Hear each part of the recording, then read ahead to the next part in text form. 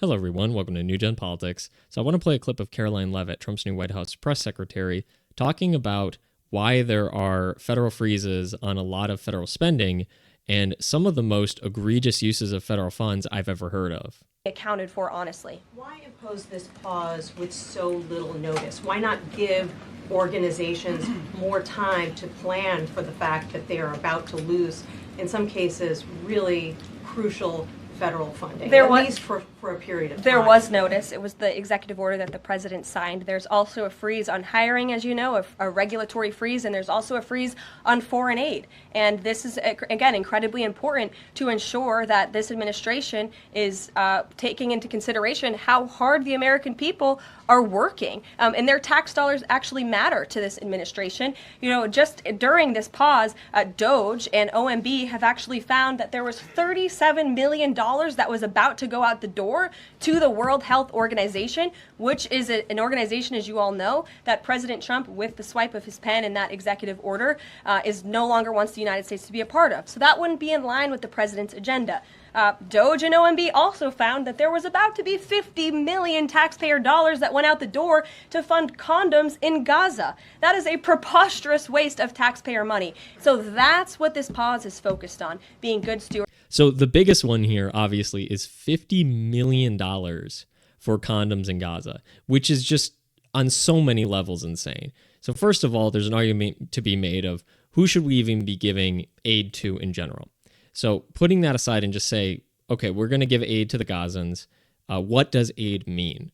Okay, well, food, water, medical supplies, pretty much everybody can agree on that. The amount, you can dispute, whatever. But putting that to the side, condoms are not a necessity, especially if the conditions are so bad you need food and water. The last thing you're going to really need is condoms.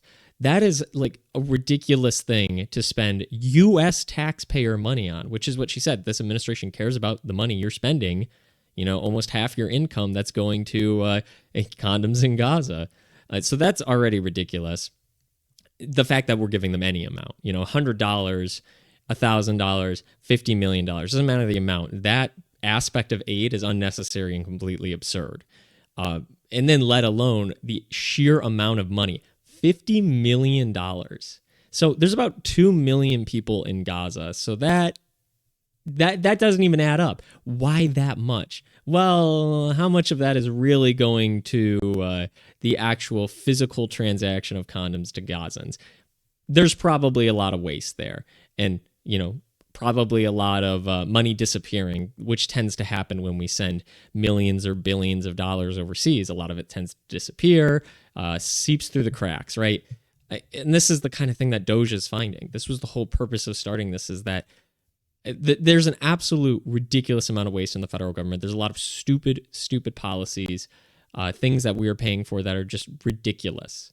And it all seeps through the cracks. The American people have no idea this is going on. I'd love to see someday all federal spending on a blockchain where the American people can actually really easily, accessibly look at it and see what the money is going on. The $2,000 toilets they're buying, or the $500 hammers they're buying, or whatever. Because we see that stuff happen all the time, that there's just a sheer amount of waste and overspending in the government. There is no concept of restraint when it comes to money. And nothing is too stupid to spend money on in the eyes of the federal government, because the money coming from the people is expected. It's not for the people. It's tithings to the government to spend however they deem. That's kind of the relationship that's been created here, is that people serve the government, not the government serving the people. It's a completely inverse relationship. And that's why people voted in Trump to cut it. That was one of his main things, is I'm going to gut the government. I am going to go through and get rid of all this waste, find out all these crazy policies, these programs we're part of, and get rid of them. And I think most people can agree with a lot of this. And if you are somebody who says, okay, well, I need aid, we got to give aid to Gazans. Okay, that's fine. How much more money in food and clothing and shelter? And, you could rebuild all of Gaza with the amount of money we've probably spent on stupid stuff like this, sending condoms overseas to other countries. So if you're somebody who actually cares about, meaningful foreign aid, then you should be, flabbergasted at these policies of like terrible spending and terrible waste, because you'll actually have money to spend on things that matter, that actually help people, that are impactful for people that actually need, the basics to survive. So even if you think aid is good, this is a policy that you should also be against, because it's just wasting money. And I don't really know what else to say about this. I'm sure if you went through, you'd find policies even crazier than this. Amounts of money spent that are even more absurd. And that's why Americans want the money that they pay to the government to actually start going back to them, to actually be useful. When we have problems here, people want those solved before we go to try and solve problems anywhere else. And when Trump's talking about using tariffs to actually, be able to reduce the amount of taxes people have, that's something that people want even more. And then you would actually have the ability to use some of that money on the back end. You give that back to the people by lowering their taxes, by not inflating the dollar to print more money to send it overseas. So all of these economic policies seem to be coming together. Trump seems to be having a pretty good vision of, fiscal responsibility, actually, because the government has none. It's had none.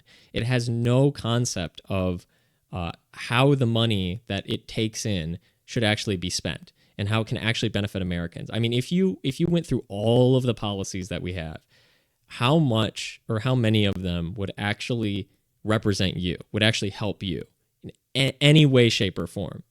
What, like 1%, 2% of the things we spend money on would actually like really help you? How much? It's probably incredibly low, maybe 10% at like the most, being incredibly generous. And so people want their money that they're spending, because it's not just taxes and, it's just a word and we just accept it. You're spending money to receive something from the government. That's like the relationship with taxes, is you're spending money and you get something back. If you're not getting anything back, then of course people are frustrated with the amount of money we're spending, with how high their taxes are, with how high inflation is. Of course, they're frustrated, and that's why they wanted Trump in to come and bulldoze everything. So we'll see what he does, but putting a freeze on these things is just great. Pointing out how insane these things are. And the fact that she's even like stunned. She's like, we found this out today. This is ridiculous. And a lot of these journalists seem to think that like it's not a big deal, but it's like you could tell how shocked she is, because it's like, this is insane. As like a normal person, you would look at this and say, this is insane what we're spending money on. So we'll see what else he cuts, how else our money is going to be more effectively spent, and how the burden on the American taxpayer will be reduced by reducing inflation, by reducing taxes, and then actually rewarded for what they do spend by getting programs that actually help them. So if you made it all the way through the video, I appreciate it. If you liked it, like, share, subscribe. Let me know what you think down in the comments below. And thank you for watching.